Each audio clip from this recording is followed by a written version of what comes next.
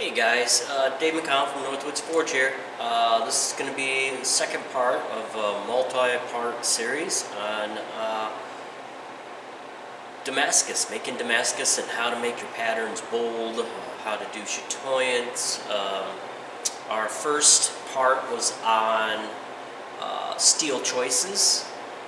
We had a really good question about how do you know what is in the steel. Can you contact the manufacturer and find out all the elements, whether it has high manganese or not?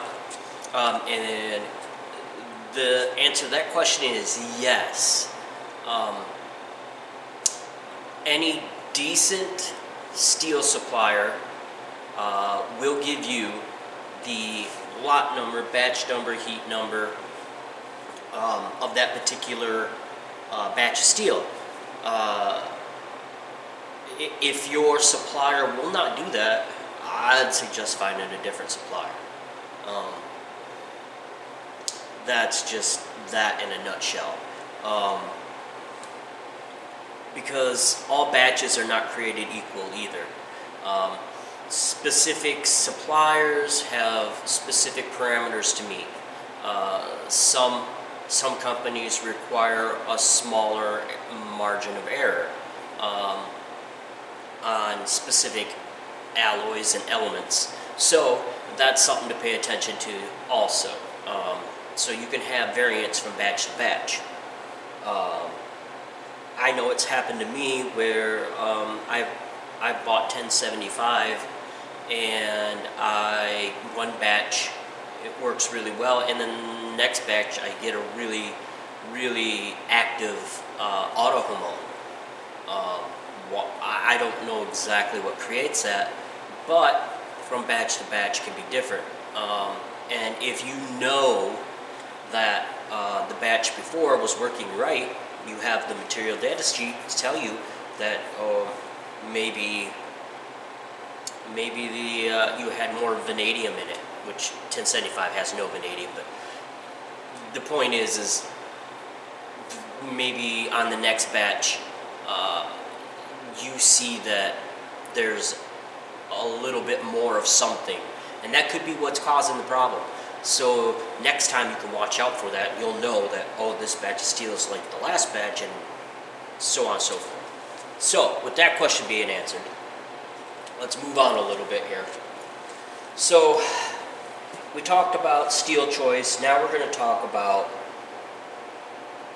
the types of steel that you chose and how you stack them. So I got two billets here, like I explained in the video before, and they are the exact same steels, but they're stacked differently. And I'm doing this on purpose because I want to see and show the difference. So in this shorter stack, I have 1075, 1084, and 15 and 20. But the way I stacked them is back and forth. So I went essentially threes. So I went 1075, 1084, 15 and 20. Now I'll go back to 1084, 1075, 15 and 20. And so on and so forth. So that's that stack. Now this stack is different. This I just did consecutive. So it went 1075, 1084, 15 and 20, 1075, 1084, 15 and 20, 1075. This should give a different pattern. It's going to be a little bit different because I'm going to be doing a mosaic with this. But it's still going to be a different pattern from each one. Like I said, 1075, 1084. You can manipulate that pattern and get more chatoyants out of it or a bolder pattern out of it by the way you stack it. So pay attention to that. I always mark the ends of my steel. So from my supplier, 1075 is the ends are always painted green, 1084 is blue, and 15N20 is always red. So I get paint markers, and as I cut my pieces of steel on the saw, I mark both ends with the appropriate color paint marker.